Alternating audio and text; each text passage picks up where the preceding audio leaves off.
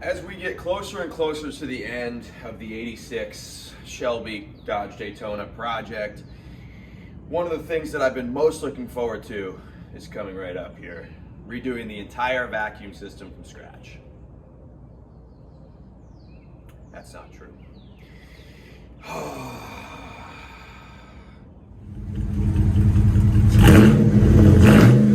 Thanks to you subscribers who know a heck of a lot more than I do about these cars, we pretty much have a plan together to start this vacuum system from scratch, cut out some of the vacuum relays that you don't actually need, because this stuff is all alien technology to me. A 4-cylinder turbo, I mean, I'm used to doing V8 stuff and more V8 stuff and 457 other V8 stuff that I don't own anymore, a couple V10 things.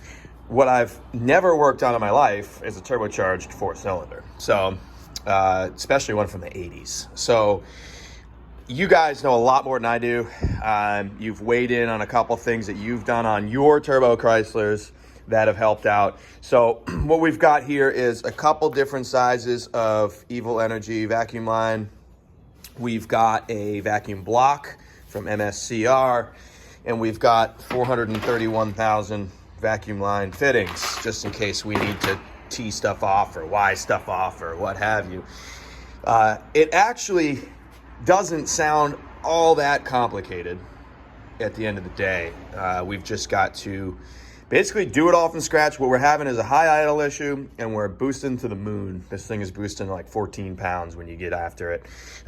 So a subscriber, K-Cars Daily, told us that if you hook the wastegate directly to vacuum and omit the relay, it'll lock it in at 6 pounds of boost, which is almost perfect. I think this thing boosted up to 7 if you use the relay. So we'll lose 1 pound of boost, but we're also gonna go through everything else, fuel regulator,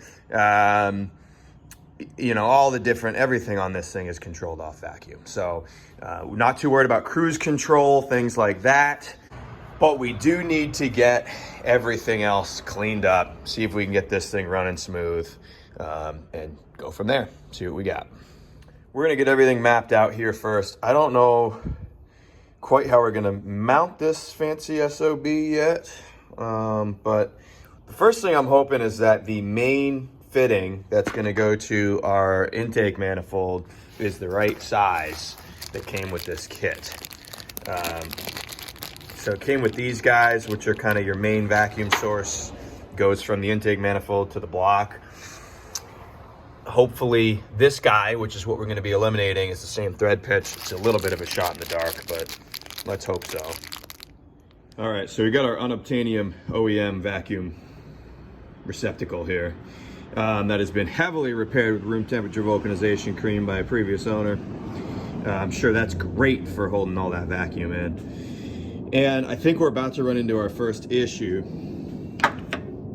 That is a much smaller thread pitch than this. So I'm guessing that our main vacuum source, nope, does not fit. Okay. DNF does not fit.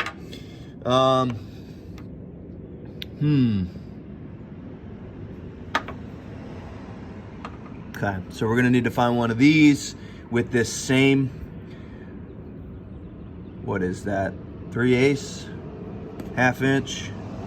I'll have to measure the barb on it. We'll have to find the same barb with smaller thread pitch or an adapter on this side, because this is the guy that goes into our vacuum block as our main kind of intake of vacuum.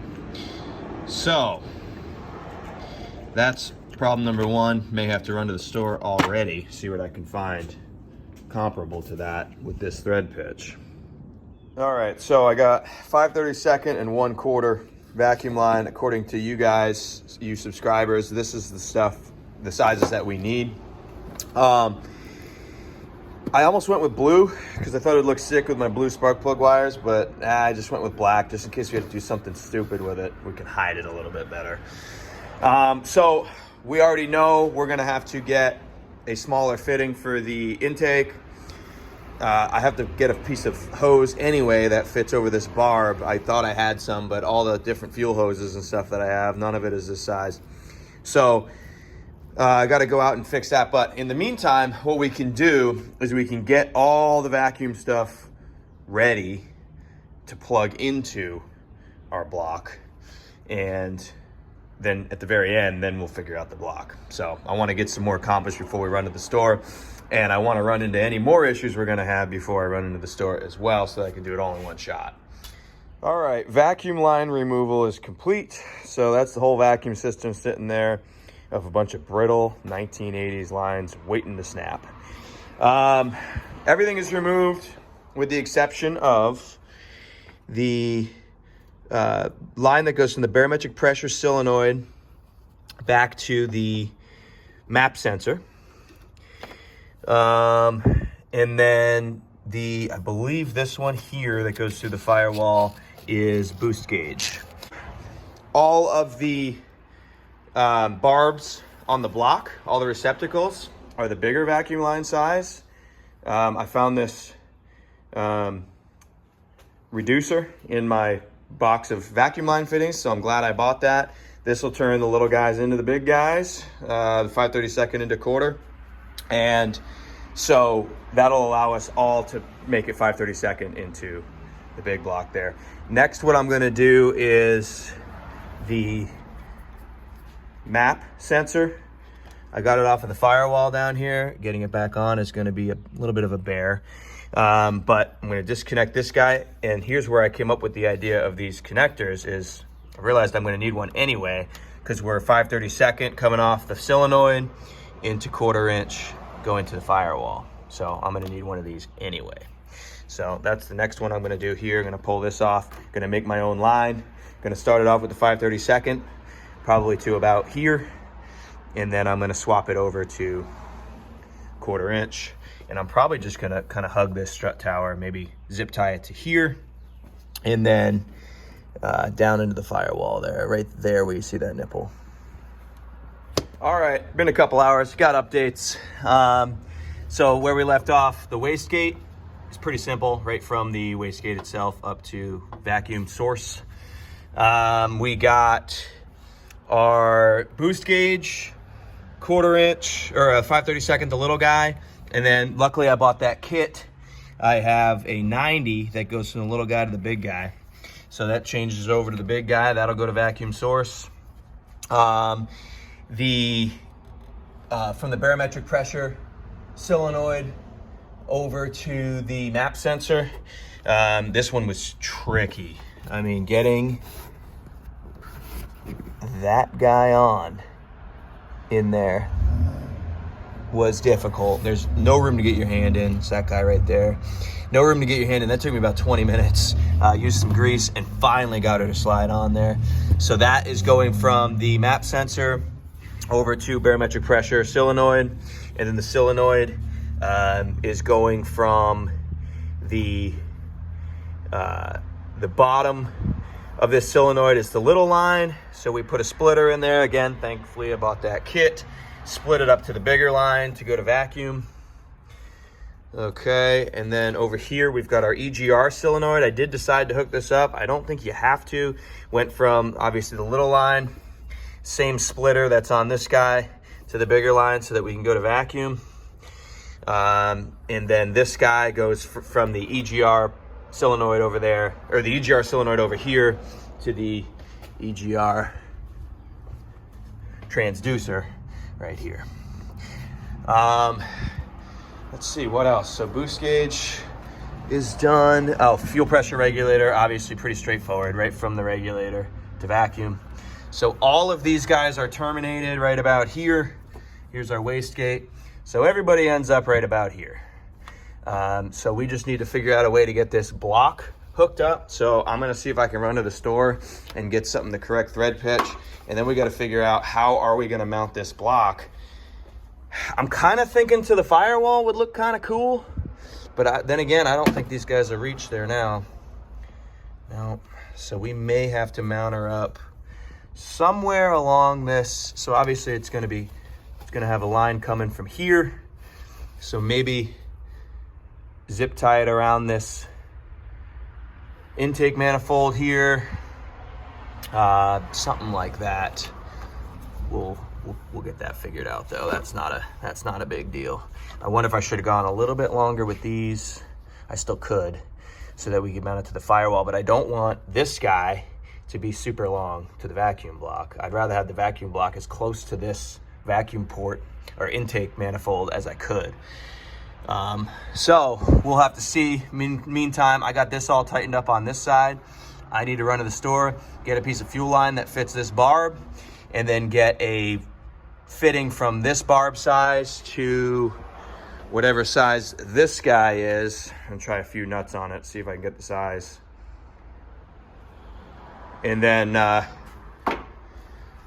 we should be good. Start putting these fittings in to the vacuum block. It also came with plugs, so that we can plug off the holes we don't need. All right, we're back from the store. I could not find the fitting I needed. And we need to order it. I need M16 thread to a 10 millimeter barb, or 3/8 barb, either way. Could not find that anywhere locally, so I ordered it. Won't have that for a couple days, but we can do everything else. In the meantime, Steven from Turbo Dodge Parts did send me the correct fitting for the coolant bleed on the cylinder head. So shout out to Steven, appreciate that. I changed the temp sensor. If you guys remember, I had an aftermarket temp sensor that would just spike our temp gauge. So I put a temp sender in, the original one that if I remember right, it worked. So that's the one we're going to use. I swapped that out. We're going to get the block set up and everything hooked up to the block. I did, while I was out, couldn't find the fitting, but I did get a piece of 3/8 vacuum line that should fit onto the barbed end of the block. That will also fit onto our fitting when we finally get one in here. So I should have that in a couple days. I also, just to kind of give you an overview of how this works, there is no videos on how to do this on YouTube. Thankfully, the subscribers that commented in and helped me out with this are awesome. Our vacuum solenoids here. So we were having an overboost problem, so we went from the wastegate, and we're gonna go straight to vacuum from the wastegate. So we're bypassing the wastegate solenoid here. We're not doing anything with that guy. This solenoid here is our barometric pressure solenoid, and this goes back to our map sensor. So we went from map sensor on the firewall over to this solenoid, and then the bottom of this solenoid, this barometric pressure solenoid, goes to vacuum. We did have to do a little splice in here in this fitting to go 5/32 over to 1/4 inch. So we bypass this solenoid, like we said, bypass the purge solenoid. We're not doing anything with the purge. That's emission stuff. I'm not too concerned about it. So we're leaving that unhooked completely. This solenoid here is our EGR solenoid. Kind of don't need it. We could probably leave that unhooked, but I went from the EGR transducer over to the EGR solenoid, and then again from the bottom of that solenoid, same fitting to go from 5/32 to 1/4 inch. That's going straight to vacuum. The boost gauge, we had to do another fitting, but I did a 90-degree. Goes from 5/32 to 1/4 inch with a 90-degree fitting, and that'll go straight to vacuum as well. Fuel regulator, straight to vacuum. So all these guys are the right size, 1/4 inch. They'll all hook onto our vacuum block fittings. And that is the entire vacuum system. Now I did plug off on this guy off of the throttle body, goes to the purge solenoid. I plugged this thing off with a bolt with some RTV to just keep that maintaining vacuum. I plugged off, this guy goes to, off the brake booster to things like cruise control, stuff like that. We're not gonna use that, so I blocked that off. Finally, I also blocked off this guy. I'm not 100% sure where this guy went to. It goes up from, this is like your PCV system, etc. And so I blocked this guy off as well. It was going to the purge valve before, but I don't think that was right. So I just blocked that off as well with a bolt with some RTV and a little piece of line. So that completes our vacuum system. Now we're gonna mount the block. We're gonna get it all ready, put our fittings in.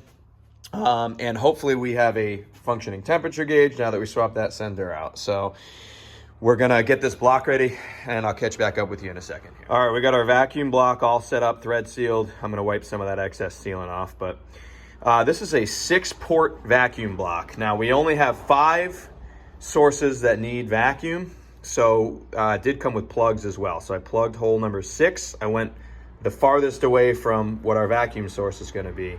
Decided that would be the best one to plug. Probably doesn't make a difference, but hey.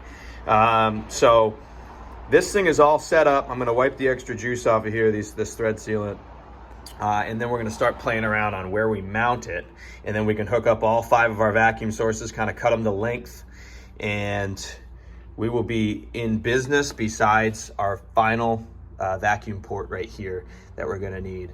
We're gonna need that, like I said, that M16 by 10 millimeter fitting. So this thing, just threads are too big on it. So got one of those coming, should be here in a couple days. But in the meantime, we're gonna get this thing as close to setup as possible. We're gonna mock up this line, which is gonna be our main feed line. And we're just gonna get it all set up so that when we get our new plug in, just pop that baby in, pop the line on, and then we'll be able to test her out. So I'll catch up with you guys once I get this thing kind of mounted. Not exactly sure where I'm gonna do it yet. We'll start playing around with some stuff here. Man, I think this thing came out awesome. Mounted it to the firewall. Super clean. Just everything is clean, makes sense, easy to follow. We still gotta hook up our main source here. Obviously, this guy's gonna go right here. But yeah, man, this is just so clean. Makes so much sense and is so much better. So, I mean, I really want to try it. I guess I could run it. I could hook that main source up to this guy and then plug this side off. And I could try it like that and make sure it all works, I guess. Maybe I will. I don't know. The thing is, this thing's been repaired with room temperature vulcanization cream. I don't know if it's sealed up or not. So I don't know if that'll give us a true test. I don't know. Maybe I'll just wait. Probably just wait till the block comes in, or the fitting comes in. I'll see you guys in a couple days. We'll hook that up. We'll run it, see if the temperature gauge works.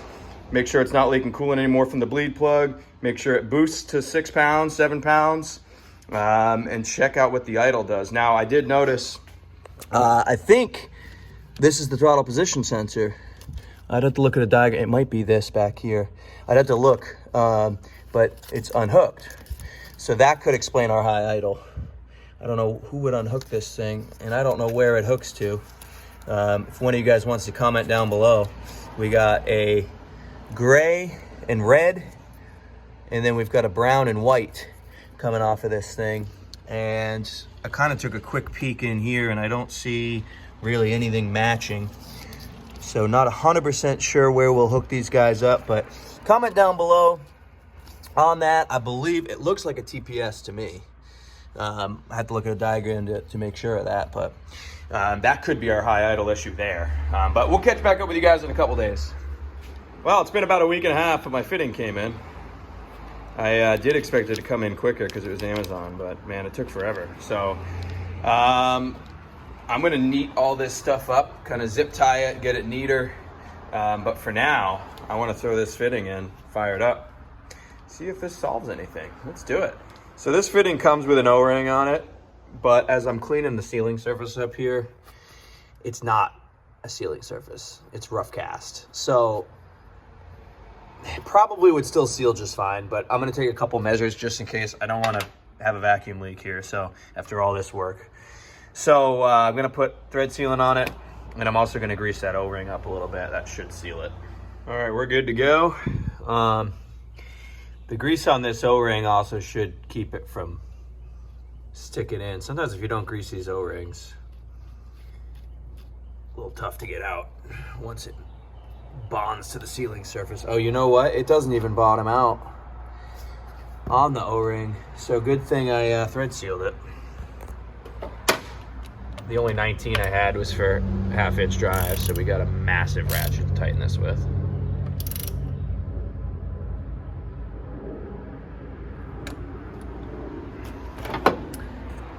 So that O-ring is actually on there pointlessly. All right, let's make sure this guy reaches. It's gonna be a little bit tight.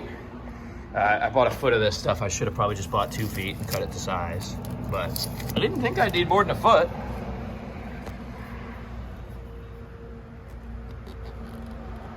Oh yeah, she's gonna reach. There we have it. Throw a couple zip ties around this system to get her kind of uniform. Maybe one here. Maybe one here. Something like that. Zip tie them up to this guy all together. Start with that, and then maybe zip tie all 4 on this side kind of together. But that looks good. That's nice and on there. That ain't going anywhere, as the dads would say. And man, that looks pretty trick, actually. That looks pretty darn good. I wish I had taken like a close-up before picture so I could show you like a before and after here, but trust me, it is a lot cleaner. All right, few zip ties, clean everything up the rest of the way. Did one here, did one here, did one there. And we're good to go, man. Let's fire this thing up, see what the idle does.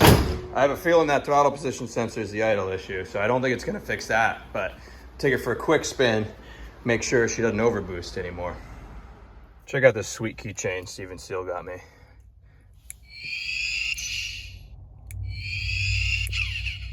Turbo. All right, let's see what she does.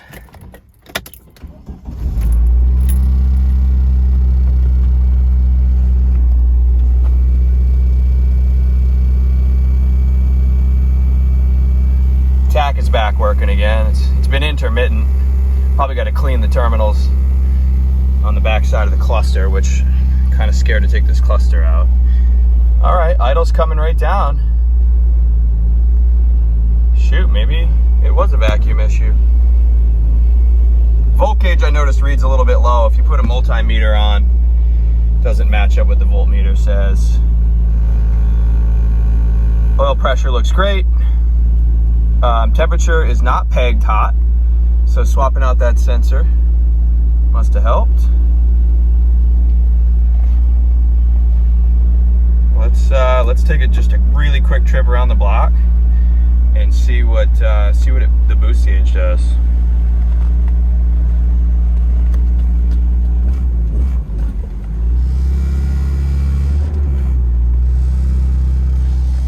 No smoke coming out the back. Remember when we first started it? That's a box of parts, by the way.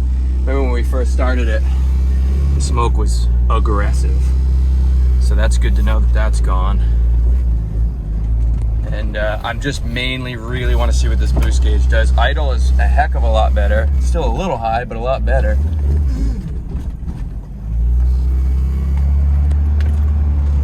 It's coming up now. Yeah, I think throttle position is an issue. We'll have to look into that. Hopefully one of you guys comments below and knows some things about. All right, what's she gonna do? Yes! Yes, all right. Hit second, do another pull. Yes! We got proper boost. Excellent. That is fantastic.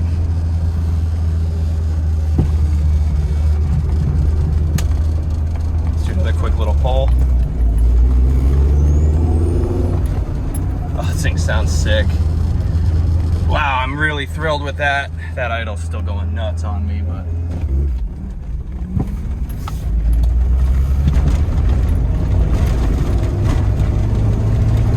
Tack is back working. We'll see how long that works for. Temperature's coming up. So I think the temp gauge is working. She needs an alignment, obviously. Changed out the whole steering rack and everything else, but God, this thing rattles. 1986 sounded just like this. All right, we'll do another small pull here.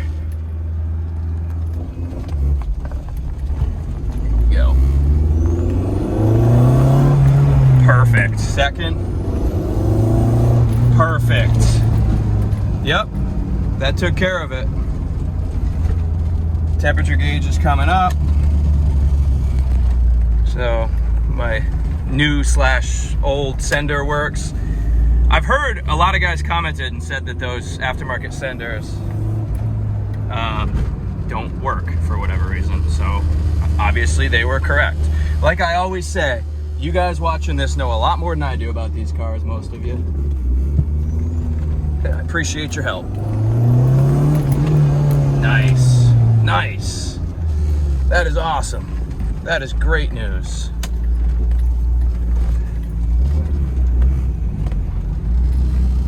Heck yeah. Hard to find reverse. This shift cable needs to be addressed.